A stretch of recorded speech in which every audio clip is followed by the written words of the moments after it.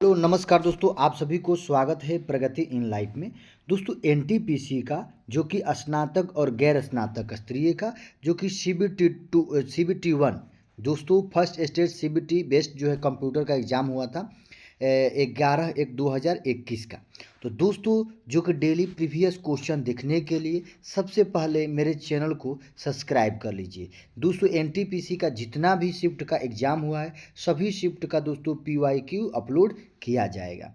तो चलिए स्टार्ट करते हैं दोस्तों। पहला क्वेश्चन क्या दिया गया है, देखिए 4 संख्याएं दी गई है जिनमें से 3 किसी प्रकार से समान है और एक असंगत है। असंगत संख्या का चयन करें, जिसमें कि दोस्तों ऑप्शन में है 7, 5, 10 और 2। जो कि 10 जो है ना दोस्तों संख्या एक क्या है, एक भाज्य संख्या है। क्या है? एक भाज्य संख्या है। और 7, 5, 2 ये अभाज्य संख्या है। क्या है? अभाज्य संख्या है। तो ऑप्शन नंबर सी इसका करेक्ट आंसर है। चलिए अगला क्वेश्चन है कि निम्नलिखित में से कौन सा मरुस्थल भारत में स्थित नहीं है। आपको बताना है कि जो मरुस्थल है कौन सा मरुस्थल है, 4 ऑप्शन में से भारत में स्थित नहीं है। तो ऑप्शन नंबर ए जो कि सिंधु घाटी का मरुस्थल, जो कि सिंधु घाटी मरुस्थल भारत में स्थित दोस्तों नहीं है। यह जो कि ये जो है ना यह मरुस्थल चोलिस्तान, जिसे स्थानीय भाषा में रोही भी कहते हैं। चलिए इसका करेक्ट आंसर जो ऑप्शन नंबर ए आएगा, सिंधु घाटी का मरुस्थल भारत में स्थित नहीं है। चलिए अगला क्वेश्चन है, मैग्नीशियम के लिए प्रयुक्त प्रतीक क्या है। देखिए मैग्नीशियम का प्रतीक क्या है दोस्तों, इसका है Mg। क्या है? Mg है। ये मैग्नीशियम का है। और मैग्नीज का दोस्तों क्या हो जाएगा? Mn। क्या हो जाएगा? मैग्नीज का M हो जाएगा। चलिए अगला क्वेश्चन देखते हैं। दिया गया है एक निश्चित कूट भाषा में, देखिए एक निश्चित कूट भाषा में दोस्तों FIKA को लिखा गया है URPZ लिखा गया है। तो आपको बताना है EHJ और Z का। देखिए दोस्तों ये अपोजिट है। सबसे पहले ए का अपोजिट क्या होता है? जेड होता है। के का अपोजिट क्या होता है? पी होता है। आई का अपोजिट आर, एफ का अपोजिट यू। उसी प्रकार दोस्तों ई, एच, जे और जेड का अपोजिट लिखेंगे। तो दोस्तों जेड का अपोजिट क्या होता है? ए होता है। ऑप्शन देखेंगे तो ऑप्शन लास्ट में ए आना चाहिए। तो ऑप्शन सिर्फ जो है 1 है ना, ऑप्शन नंबर ए जो कि लास्ट में ए है, यही इसका करेक्ट आंसर है। क्या हो जाएगा? ऑप्शन नंबर ए इसका करेक्ट आंसर, क्योंकि ये अपोजिट लिखा गया है। चलिए अगला क्वेश्चन है क्वेश्चन नंबर 5। विश्व मरुस्थलीकरण और सूखा रोकथाम दिवस किस दिन मनाया जाता है। तो दोस्तों विश्व मरुस्थलीकरण और सूखा रोकथाम दिवस कब मनाया जाता है? तो ये दोस्तों ऑप्शन नंबर सी 17 जून को। क्या है? 17 जून को विश्व मरुस्थल एवं सूखा रोकथाम दिवस मनाया जाता है। देखिए 5 जून को विश्व पर्यावरण दिवस मनाया जाता है, 22 अप्रैल को पृथ्वी दिवस और 22 मई को अंतर्राष्ट्रीय जैव विविधता दिवस मनाया जाता है। देखिए 22 मई को क्या मनाया जाता है? अंतर्राष्ट्रीय जैव विविधता दिवस। चलिए अगला क्वेश्चन है, एप्पल कंप्यूटर्स के एक सह संस्थापक कौन है। एप्पल कंप्यूटर्स के सह संस्थापक कौन है दोस्तों? इसका जो ऑप्शन नंबर डी है करेक्ट आंसर, स्टीव जॉब्स। क्या है? स्टीव जॉब्स जो है ना एप्पल के सह संस्थापक है। चलिए अगला क्वेश्चन है, एक तैराक जिसकी स्थिर जल में चाल 9 किलोमीटर प्रति घंटा है और 45 मिनट में धारा की दिशा में 9 किलोमीटर जाता है, तो धारा की चाल ज्ञात करना है। तो देखिए दोस्तों ये जो है ना इसमें जो कि 45 मिनट में धारा की दिशा में 9 किलोमीटर जाता है। तो देखिए धारा की दिशा में चाल निकाल लें। क्या है? धारा की दिशा में चाल। चाल बराबर क्या हो जाएगा? दूरी बटा समय। दूरी कितना है धारा की दिशा में? तो दोस्तों 9 किलोमीटर है। समय कितना है? 45 मिनट, यानी 45 मिनट है, इसको घंटा में बदल लेंगे तो बाटा 60 कर देंगे, यानी 60 ये ऊपर चला जाएगा। तो 9 से कटा देंगे 5 बार में और ये 5 से 12 बार में, ये 12 किलोमीटर प्रति घंटा हो गया। ये क्या होगा? धारा की दिशा में। लेकिन स्थिर जल में चाल कितना है? 9 किलोमीटर पूछा गया, एक धारा की चाल, यानी 12 किलोमीटर प्रति घंटा से 9 किलोमीटर प्रति घंटा माइनस कर दीजिए, कितना हो जाएगा? 3 किलोमीटर प्रति घंटा।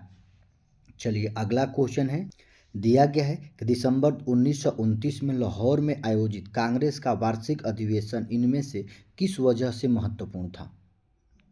तो दोस्तों जो 1929 में लाहौर अधिवेशन कांग्रेस का जो था किस वजह से महत्वपूर्ण था। ऑप्शन नंबर बी, को पूर्ण स्वराज के प्रति प्रतिबद्धता के कारण, जो कि 31 दिसंबर 1929।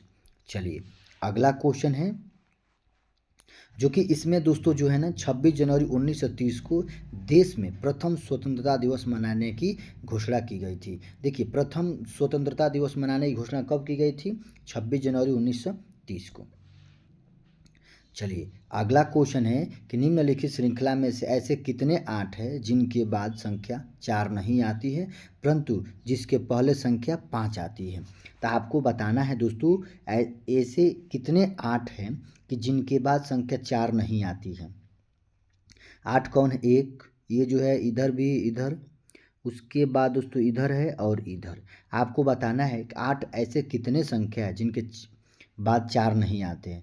तो ये एक है, लेकिन परंतु जिसके पहले 5 आता है, तो ये दोस्तों ये पहले क्या आता है, 5 आता है, ये भी 2 हो गया। उसके बाद दोस्तों ये 3 हो गया, उसके बाद दोस्तों ये जो है ना 4 हो गया और ये नहीं होगा। ऑप्शन नंबर सी क्या हो जाएगा दोस्तों, ऑप्शन नंबर 4 ना, ये ऑप्शन नंबर ये जो लास्ट वाला जो है ना, लास्ट वाला 8 के पहले 5, ये जो ऑप्शन नंबर सी है 5, जो कि जिनके बाद संख्या 4 नहीं आती परंतु जिसके पहले संख्या 5 आती है। ऑप्शन नंबर सी 5 है। चलिए अगला क्वेश्चन है कि अक्टूबर 2020 के अनुसार निम्नलिखित में से कौन सा विश्व धरोहर स्थल की सूची में शामिल नहीं है। देखिए इसका देख लेते हैं करेक्ट आंसर, जो कि इसका करेक्ट आंसर दोस्तों ऑप्शन नंबर डी, हवा महल। अक्टूबर 2020 के अनुसार निम्नलिखित में से कौन सा विश्व धरोहर स्थलों की सूची में शामिल नहीं है, हवा महल। चलिए अगला क्वेश्चन है, क्वेश्चन नंबर 11 है। देखिए दी गई आकृति में ओ वृत्त का केंद्र है, यदि कोण पी ए बी ये कोण, उसके बाद 35 डिग्री है, तो कोण ए आर एस का मान निकालें। ए आर और एस का क्या है दोस्तों, ए आर और एस का मान, सॉरी ए आर एस का ये दोस्तों मान निकालना है। तो देखिए इसका जो करेक्ट आंसर है ऑप्शन नंबर डी आएगा, 125 डिग्री। देख लीजिए किस प्रकार ये बनाया गया है, क्या है बनाया गया है। तो दोस्तों चलिए अगला क्वेश्चन देख लेते हैं, क्वेश्चन नंबर 12 है कि एक हॉल की लंबाई उसकी चौड़ाई से 7 मीटर अधिक है, उसका परिमाप जो है 62 मीटर, तो हॉल की लंबाई ज्ञात कीजिए। देखिए एक हॉल है जिसकी लंबाई और चौड़ाई का अनुपात देखिए दिया गया है इसमें दोस्तों, लंबाई चौड़ाई से कितना है, ये लंबाई हो गया और ये चौड़ाई हो गया, चौड़ाई से 7 अधिक है, क्या है 7 अधिक है, ये 1 है तो ये 7 हो जाएगा। इसका परिमाप कितना है 62 मीटर, क्या है ये, तो हॉल की लंबाई ज्ञात कीजिए। तो दोस्तों जो कि परिमाप दे दिया गया है लंबाई और चौड़ाई, तो हॉल की लंबाई ज्ञात कर लीजिए। तो दोस्तों ये हो गया ना ऑप्शन ए 12 का जो है ना, आप लोग कमेंट बॉक्स में आंसर बताइएगा, क्या है कमेंट बॉक्स में आंसर बताइएगा। चलिए अगला क्वेश्चन, चलिए दिया गया है शाहजहां की बेटी जहांदार ने शाहजहानाबाद दिल्ली में स्थापित नई दिल्ली राजधानी कई वास्तुशिल्प परियोजनाओं में भाग लिया था। ये जो है ऑप्शन नंबर डी जहां आरा, क्या है जहां आरा। चलिए अब जो कि शाहजहां की बेटी थी। चलिए अगला क्वेश्चन है दोस्तों, दिए गए व्यंजन का मान ज्ञात करना है, आपको हल करना है, हल कीजिएगा। करेक्ट आंसर दोस्तों ऑप्शन नंबर सी आ जाएगा, क्या आ जाएगा सी आ जाएगा। सबसे पहले 10/2 है तो ये 5 हो जाएगा, 5 में 4 से गुना कीजिए 20 हो जाएगा, 20 में 6 जोड़िए 26, 26 में से 9 माइनस कर दिए 17 आ जाएगा। सबसे पहले भाग, उसके बाद गुणा, उसके बाद प्लस, उसके बाद माइनस। चलिए अगला क्वेश्चन है कि 35 स्कूली छात्रों के एक समूह की आयु का माध्य 16 वर्ष है, एक 52 वर्षीय शिक्षक समूह में शामिल हुआ और छात्रों और शिक्षकों की आयु का माध्य ज्ञात कीजिए। तो दोस्तों ये जो है ना, तो देखिए इसमें जो बोला गया है ना 35 स्कूली छात्रों के समूह में आयु का माध्य कितना है 16, यानी 35 छात्र हैं तो 16 माध्य हैं, तो यानी 35 × 16 कर देंगे, कितना हो जाएगा, ये 560 हो जाएगा। क्या 560 हो गया। 35 छात्रों का आय का माध्य 16 है, तो ये दोनों गुना कर देंगे, 560 हो गया टोटल। लेकिन अब इसमें ये बोला कि 52 वर्षीय शिक्षक समूह में शामिल हुआ, यानी 52 वर्ष वाला जो शिक्षक है ना, उसको शामिल किया गया। तो देखिए ये 560 हो गया, लेकिन 52 वर्ष वाला शिक्षक को शामिल किया गया, इसमें 52 जोड़ देंगे, तो टोटल कितना है दोस्तों, इसमें ये बोला गया छात्रों और शिक्षकों की आयु का माध्य ज्ञात करना है। तो कितना हो जाएगा, 35 पहले था, एक जुड़ गया, कितना हो गया, 36 हो गया। अब इन भाग करके हल कर देंगे, तो दोस्तों इसका करेक्ट आंसर आ जाएगा। चलिए अगला क्वेश्चन देखते हैं, क्वेश्चन नंबर 16 है। दो संख्याओं का लघुत्तम उनके महत्तम समापवर्तक का 24 गुना है। उनके महत्तम समापवर्तक और लघुत्तम समापवर्तक का योग इतना है। यदि उन संख्याओं में से एक संख्या 90 है तो दूसरी संख्या ज्ञात कीजिए। दोस्तों जो कि दूसरी संख्या ज्ञात करना, जिसमें पहली संख्या दिया गया है, लघुत्तम और महत्तम समापवर्तक का योग भी दिया गया और उनका गुणनफल भी दिया गया। तो इसका जो करेक्ट आंसर आएगा क्या आएगा, ऑप्शन नंबर ए 240 आएगा। आप लोग बनाइएगा। देखिए माना मौसफ x है, दूसरी संख्या ए, लौसक कितना होगा, 24x हो जाएगा। उसके बाद हल कीजिएगा, correct answer option number A आ जाएगा। अगला क्वेश्चन है, एशिया का सबसे बड़ा उद्यान इंदिरा गांधी मेमोरियल ट्यूलिप उद्यान किस शहर में स्थित है। तो देखिए इंदिरा गांधी उद्यान, इंदिरा गांधी मेमोरियल ट्यूलिप उद्यान किस शहर में स्थित है, ये श्रीनगर में, क्या है, श्रीनगर में है।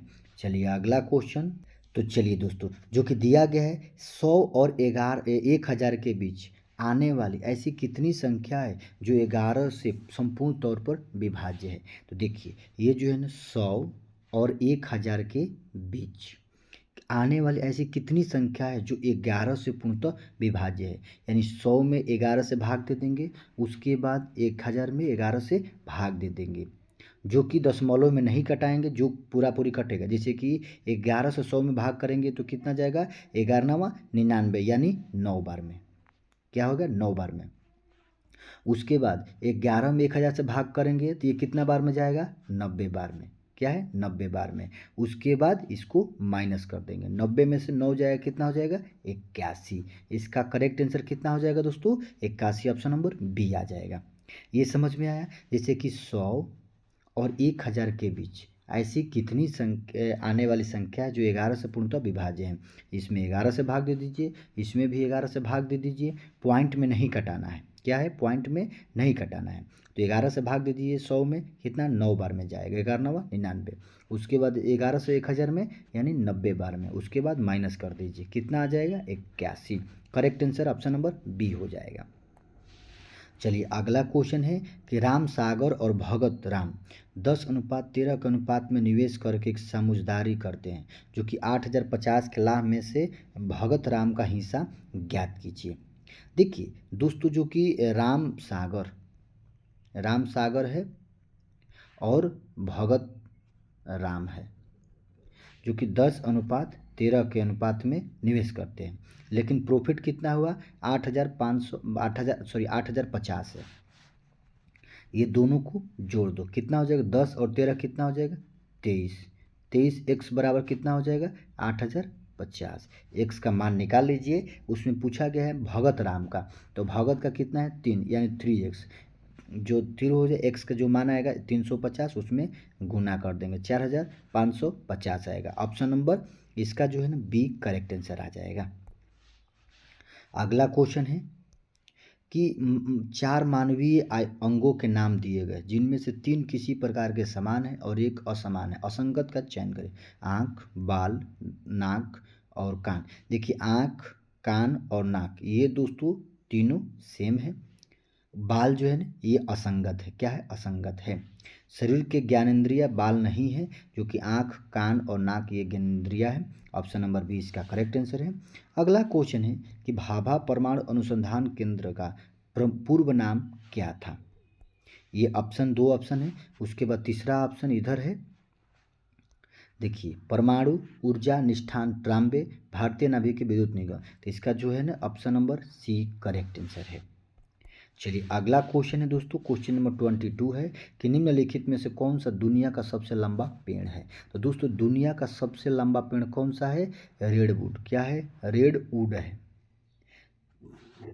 रेडवुड की खोज 2006 में हुई थी। इसकी ऊंचाई 115.85 मीटर है।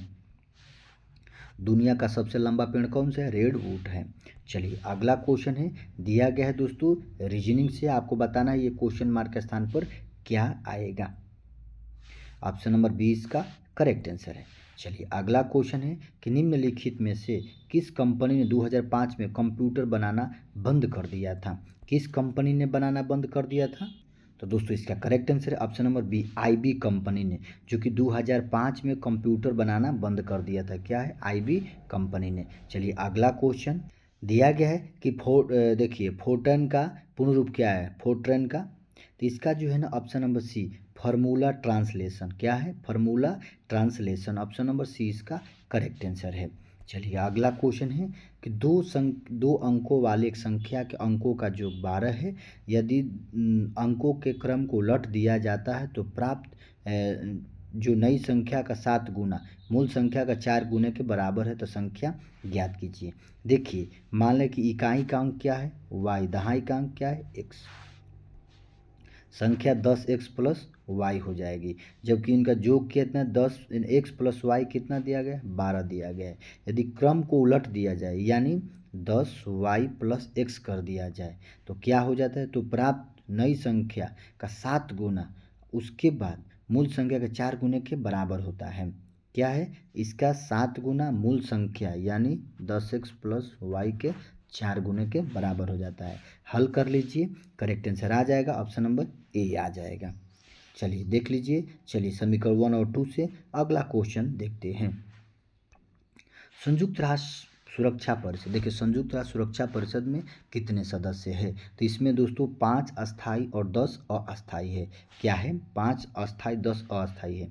लेकिन इसमें 5 अस्थाई कौन कौन है? देखिए चीन है, अमेरिका, ब्रिटेन, फ्रांस और रूस अस्थाई सदस्य हैं, जो कि चीन, अमेरिका, ब्रिटेन, फ्रांस और रूस है। 10 अस्थायी सदस्य हैं जिनका कार्यकाल 2 वर्ष का होता है। और संयुक्त राष्ट्र संघ की स्थापना 24 अक्टूबर 1945 में संयुक्त राष्ट्र संघ की स्थापना। चलिए अगला क्वेश्चन है कि विश्व स्वास्थ्य संगठन WHO का मुख्यालय कहाँ स्थित है? तो दोस्तों WHO का मुख्यालय कहाँ है? जिनेवा, स्विट्जरलैंड में। कहता WHO का यानी वर्ल्ड हेल्थ ऑर्गेनाइजेशन, विश्व स्वास्थ्य संगठन का मुख्यालय कहाँ स्थित है? जिनेवा, स्विट्जरलैंड में। चलिए अगला क्वेश्चन है, क्वेश्चन नंबर 29 है कि एक 10 फुट लंबी सीढ़ी एक दीवार पर लगाई गई जो दीवार पर 8 फुट की ऊंचाई एक बिंदु को स्पर्श करती है, तो सीढ़ी को दीवार की तरफ कितनी दूर तक खिसकाना जाना चाहिए? उसका शीर्ष दीवार पर 9.6 फुट की ऊंचाई से बिंदु पर पहुंच जाएगा। तो इसका जो है 29 का आप लोग कमेंट बॉक्स में आंसर बताइएगा। चलिए अगला क्वेश्चन दिया गया है दोस्तों, सर्व शिक्षा अभियान भारत सरकार का एक प्रमुख कार्यक्रम है जिसके तहत खालिस्तान के आयु वर्ग के बच्चों को मुफ्त एवं अनिवार्य शिक्षा प्रदान किए जाने को उनका मौलिक अधिकार घोषित किया गया है। कौन सा है दोस्तों? इसका जो correct answer option number C आएगा। क्या है? 6 से 14 वर्ष के आयु को, जो कि 86वां संविधान संशोधन द्वारा 2002 में। चलिए अगला क्वेश्चन दोस्तों देख लीजिए, ये जो है 30 क्वेश्चन कंप्लीट होता है। अगर आप लोगों को लगे कि ज़्यादा वीडियो लंबा करना है, 100 क्वेश्चन एक वीडियो में अपलोड करना है, तो आप लोग कमेंट बॉक्स में ज़रूर बताइएगा। डेली वीडियो देखने के लिए सबसे पहले इस चैनल को सब्सक्राइब कर लीजिए। जय हिंद, वंदे मातरम।